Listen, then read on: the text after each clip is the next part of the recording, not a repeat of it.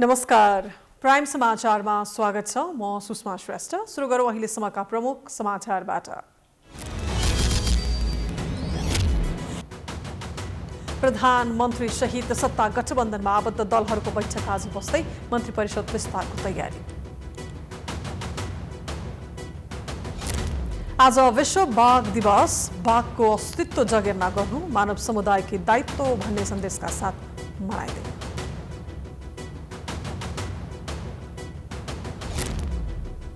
सर्वसाधारणको चरम लापरवाहीका कारण कोरोना संक्रमण उच्च। डेल्टासँगै डेल्टा प्लस भेरिएन्टले भयानक रूप लिन सक्ने विज्ञहरूको चेतावनी। हाइटीमा अन्तरिम प्रधानमन्त्री एरियल हेनरीद्वारा यो वर्षको अन्त्यसम्ममा निर्वाचन सम्पन्न गर्ने प्रतिबद्धता। राष्ट्रपतिको हत्यापछि मुलुक गम्भीर सङ्कटमा फँसेको स्वीकार। र टोकियो ओलम्पिकमा हालसम्म 95 स्वर्ण पदकको छिनोफानो। जापान 13 स्वर्णसहित पहिलो, चीन दोस्रो र अमेरिका तेस्रो स्थानमा।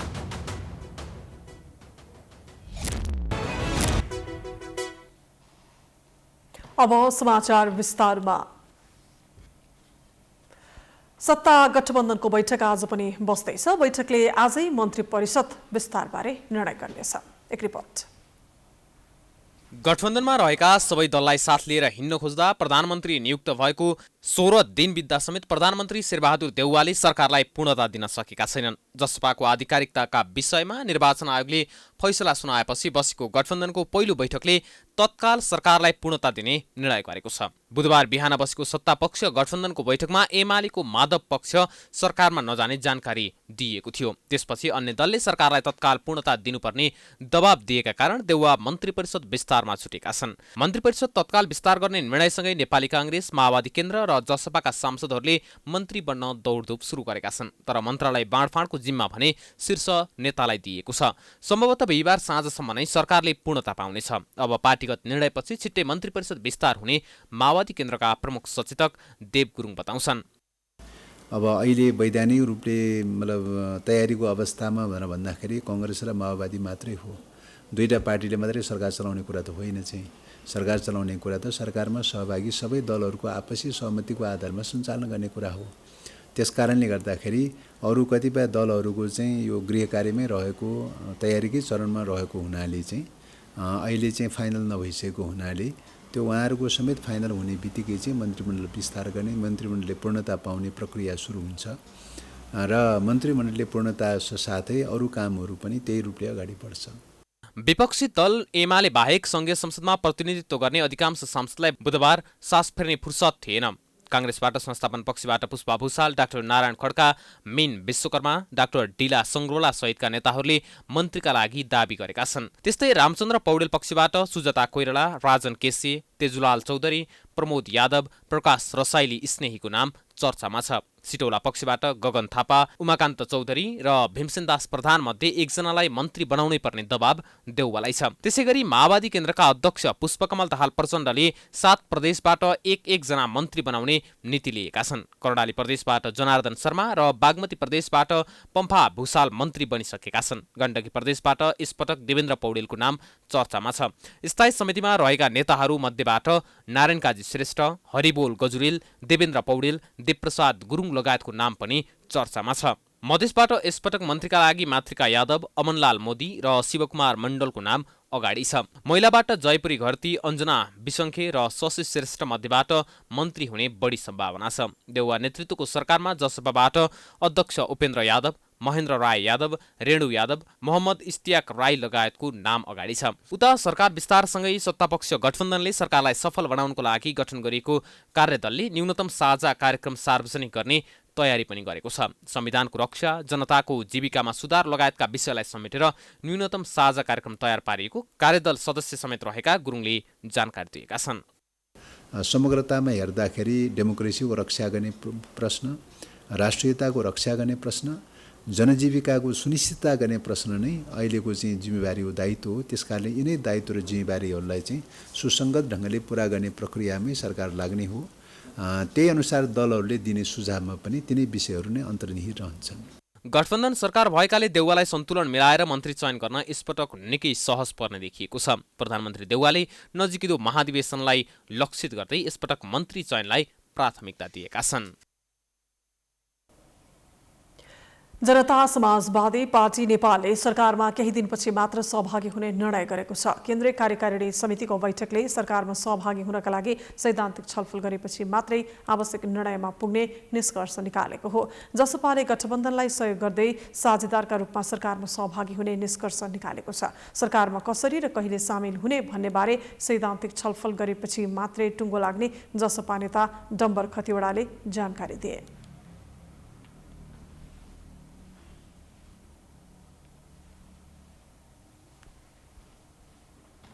बैठकमा मुख्य 3वटा विषयहरूमा छलफल र निर्णयहरू भएका छन्।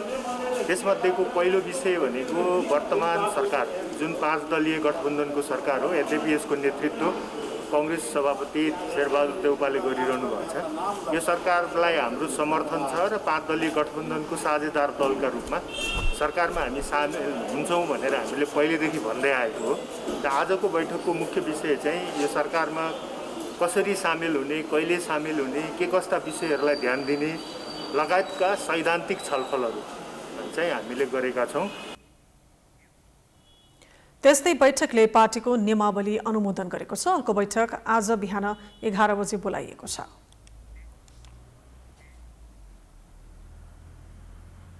समाचारको सिलसिला जारी छ। हामी विश्रामपछि आउँछौँ। बाँकी समाचारको साथमा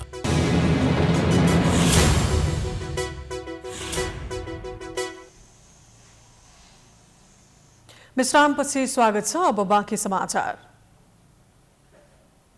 आज विश्व बाघ दिवस। बाघको अस्तित्व जगे नगर्नु मानव समुदायकी दायित्व भन्ने सन्देशका साथ मनाइँदैछ। बाघ संरक्षणसँगै नेपालमा बढेको मानवीय क्षति चुनौती बन्दै गएको छ। नेपालमा पछिल्लो वर्ष बाघको संख्या बढेसँगै बाघको आक्रमणबाट मानिसको ज्यान जाने घटना पनि बढिरहेका छन्। बाघ संरक्षण नेपालले उच्चतम सफलता हासिल गरे पनि द्वन्द्व भने समाधान हुन सकेको छैन। सन् 2011 मा रुसको सेन्ट पिटर्सबर्गमा भएको विश्व बाघ सम्मेलनबाट नेपालको तर्फबाट तत्कालीन प्रधानमन्त्री माधव कुमार नेपालले सन् 2022 सम्ममा बाघको संख्या दोब्बर पार्ने प्रतिबद्धता जनाएका थिए। सन् 2009 को बाघको गणना गर्दा नेपालमा 121 वटा बाघ थिए। सन् 2022 मा त्यो संख्या बढाएर 250 बनाउने लक्ष्य अनुसार काम भइरहेको छ।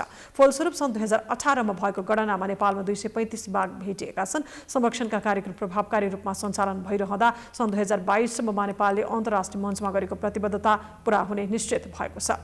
बाघको संख्या बढिरहँदा बाघ पाइने संरक्षित क्षेत्र वरिपरि बाघको आक्रमणबाट हरेक वर्ष स्थानीय बासिन्दा पीडित हुनेको संख्या पनि वृद्धि भइरहेको छ।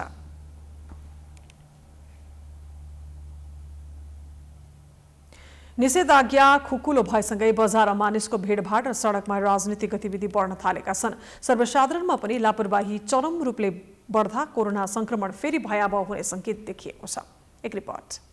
स्वास्थ्य तथा जनसङ्ख्या मन्त्रालयले असार 30 गते देशभरिबाट सङ्कलन गरेको 47 वटा नमुना जिन सिक्वेन्सिङका लागि भारत पठाउँदा सबै नमुनामा डेल्टा भेरिएन्ट भेटिएको छ। त्यसमध्ये 3 वटामा डेल्टा प्लस म्युटेन्ट देखिएको छ। हालसम्म नेपालमा बढी संक्रमक मानिने अल्फा, डेल्टा र कप्पा भेरिएन्ट भेटिएको छ। मन्त्रालयले सर्वसाधारण समक्ष जनस्वास्थ्यको मापदण्ड पालना गर्न र सम्भावित तेस्रो लहरको चुनौतीको सामनाका लागि तयारी गर्न आग्रह गरेको छ। शहर बजारमा बढ्दो भिडभाडलाई हेर्ने हो भने सर्वसाधारणले कोरोनाको दोस्रो लहरले दिएको पीडालाई चटक्कै बिर्सिएको जस्तो देखिन्छ। भिडभाडजन्य क्रियाकलापहरू सामान्य अवस्थामा जस्तै देखिन्छ। मास्क प्रयोग गर्नेको संख्या कम हुँदै गएको छ। हात धुने र सेनिटाइजरको प्रयोग गर्ने पनि कम हुँदै गएको छ। सरकारले कोरोना महामारीको तेस्रो लहर आउन सक्ने लगभग निश्चित गरिसक्दा समेत सम्भावित जोखिमलाई कम गर्न सबैभन्दा पहिले सर्वसाधारणले नै तयारीमा जुट्नुपर्ने देखिन्छ। त्यही भएर अब मेन कुरा त पब्लिकले नै हेरिदिनु पर्यो होइन। सरकार जति भने पनि हेर्ने त मान्छेहरूले नै, हामी पब्लिकले नै हो। त्यही हो, अब सोसियल डिस्टेन्सिङ हुनु पर्यो मेन कुरा। अब भ्याक्सिन लगाउन अब जेसुकै कन्ट्रोभर्सी भन्यो भने होइन लगाउनु पर्यो छिटोभन्दा छिटो होइन। जति डोज छ नि अब डिमान्ड धेरैको, सप्लाई कम भयो यहाँ। अब आएको छ भनिरहेको छ बाहिरबाट होइन। जति पनि अनुदान भन्छ के भन्छ तर पाएको चाहिँ छैन धेरैले। त्यही भएर अब त्यो बुथहरू बनाएर जति सक्दो छिटो होइन यो थर्ड वेभभन्दा पहिला नै गर्नु पर्यो, होइन भने त एकदम गाह्रो पर्छ। कोरोना महामारीको पहिलो लहरमा लकडाउन खुलेपछि सर्वसाधारणले जे जति गल्ती गरे पनि अहिले त्यही गल्ती दोहोऱ्याउँदै गएका छन्। यो नै संक्रमण बढ्नुको मुख्य कारण रहेको जनस्वास्थ्य विज्ञ रविन्द्रनाथ पाण्डे बताउँछन्। पछिल्लो दिनमा संक्रमणको संख्या बिस्तारै उकालो लाग्दै गर्दा फेरि ज्यानमारा कोरोना भाइरसका कारण आगामी दिनमा थप चुनौतीपूर्ण बन्न सक्ने डाक्टर पाण्डे बताउँछन्। महामारीलाई फैलिन नदिने हो भने सरकार मात्र नभएर जनता पनि सजग हुनुपर्नेमा जोड डाक्टर पाण्डेको छ।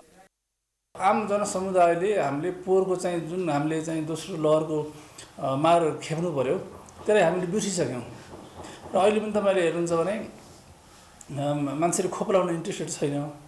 त्यस्तै अब जनस्वास्थ्यको मापदण्ड पालनापट्टि जति जिम्मेवारी हुनुपर्ने हो त्यो चाहिँ सचेत वर्गमा पनि त्यो जिम्मेवारी पाइएको छैन। गृह मन्त्रालयले अलिकति कडाइ गरेन भने यो चाहिँ दोस्रो लहर नै तेस्रो लहरको रूपमा चाहिँ यही बढेर जुन हामीले इस्टिमेट गरेको टाइमभन्दा छिटो पनि बढ्न सक्छ। संक्रामक रोग विशेषज्ञ डाक्टर शेरबहादुर पुलले जोखिम कायमै रहेको अवस्थामा निषेधाज्ञा खुकुलो भएको हुँदा स्वास्थ्यको मापदण्डको पालना लापरवाही भएको कारण संक्रमण बढेको बताउँछन्। संक्रमण बढ्नुमा सर्वसाधारण मात्र नभएर राजनीतिक दल र विद्यार्थी संघ संगठन पनि दोषी रहेको उनको आरोप छ। डेल्टा र डेल्टा प्लस भेरिएन्टले यसअघि संक्रमणबाट बचेका व्यक्तिलाई जोखिममा पार्न सक्ने उनको धारणा छ। यो जुन जमघट अथवा मान्छेहरू जुन बाहिर निक्लिरहेछ अहिले होइन, अनि जमघट पनि बढ्दै गइरहेछ। त्यो राजनैतिक होस् कि या अरू कुनै कारणले होस् होइन, अथवा खोपकै अभियानमा किन नहोस्, यसले चाहिँ सङ्क्रमितको सङ्ख्या पक्कै पनि बढाउन सक्ने सम्भावना रहन्छ। किनभने त्यहाँ धेरै मान्छे भेटघाट हुने भयो। अहिलेको भेरिएन्टहरू कसैलाई सङ्क्रमण हुन बाँकी रहेछ भने त्यो सङ्क्रमित हुने सम्भावना चाहिँ बढ्दै नै जान्छ। किन भन्दा उनीहरू चाहिँ निरन्तर रूपमा यदि व्यवस्था गर्यो भने चाहिँ सङ्क्रमित हुन सक्ने सम्भावना चाहिँ रहन्छ।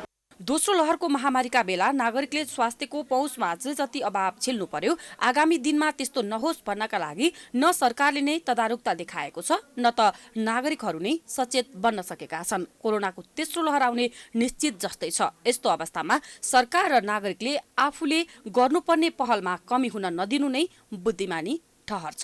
प्राइम टाइम्स टेलिभिजनका लागि क्यामेरामा राधिका श्रेष्ठका साथमा सृजना कार्कीको रिपोर्ट। समाचारको सिलसिला अझै जारी छ। हामी विश्रामपछि आउँछौँ।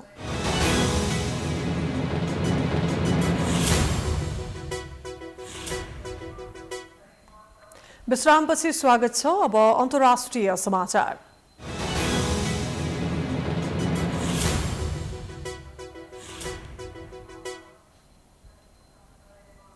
हाइटीका अन्तरिम प्रधानमन्त्री एरियल हेनरीले छिटोभन्दा छिटो चुनाव सम्पन्न गर्ने प्रतिबद्धता जनाएका छन्।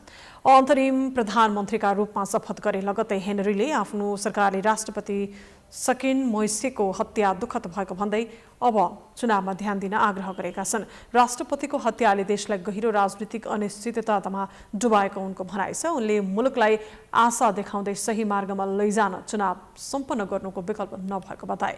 चुनावका लागि आवश्यक शर्तहरू तयार गर्ने काम सुरु भएको उनले बताए। उनले यो वर्षको अन्त्यसम्ममा चुनाव गर्ने प्रतिबद्धता जनाएका छन्। 3 हप्ता अगाडि जुलाई 7 मा बन्दुकधारीको एक समूहले निवासमै प्रवेश गरी राष्ट्रपतिमाथि गोली हानी हत्या गरेको थियो। राष्ट्रपतिको हत्यापछि हाइटीमा राजनीतिक अस्थिरता र अन्यल बढेको छ। अब खेलकुद समाचार।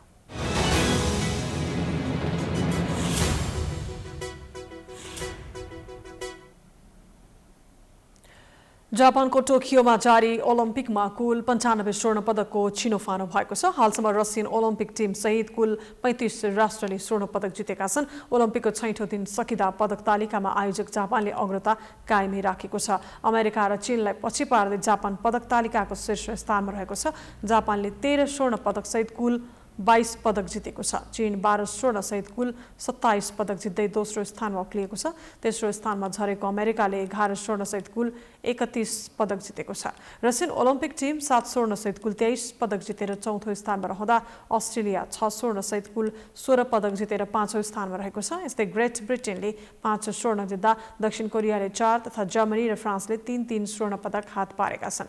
2 स्वर्ण जित्नेमा नेदरल्यान्ड्स, क्यानाडा, हंगेरी, स्लोभाकिया र कोसोभो रहेका छन्। त्यस्तै 1 स्वर्ण जित्ने राष्ट्रको संख्या 21 रहेको छ। घरेलु टिम श्रीलङ्काले दोस्रो T20 क्रिकेटमा भारतलाई पराजित गरेको छ। कोलम्बोमा सम्पन्न हामी समाचारको अन्त्यमा आइपुगेका छौं। जाँदा जाँदै प्रमुख समाचार पुनः एकपटक। प्रधानमन्त्री सही सत्ता गठबन्धनमा आबद्ध दलहरूको बैठक आज बस्दै मन्त्री परिषद विस्तारको तयारी।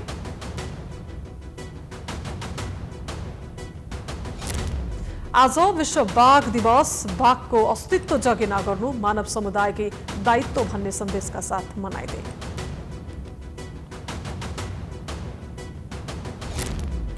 सर्वसाधारणको चरम लापरवाहीका कारण कोरोना संक्रमण उच्च। डेल्टासँगै डेल्टा प्लस भेरिएन्टले भयानक रूप लिन सक्ने विज्ञहरूको चेतावनी। हाइटीमा अन्तरिम प्रधानमन्त्री एरियल हेनरीद्वारा यो वर्षको अन्त्यसम्ममा निर्वाचन सम्पन्न गर्ने प्रतिबद्धता। राष्ट्रपतिको हत्यापछि मुलुक गम्भीर सङ्कटमा फँसेको स्वीकार। र टोकियो ओलम्पिकमा हालसम्म 95 स्वर्ण पदकको छिनोफानो। जापान 13 स्वर्णसहित पहिलो, चीन दोस्रो र अमेरिका तेस्रो स्थानमा।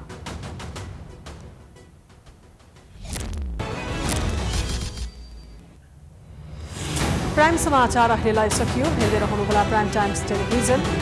नमस्कार।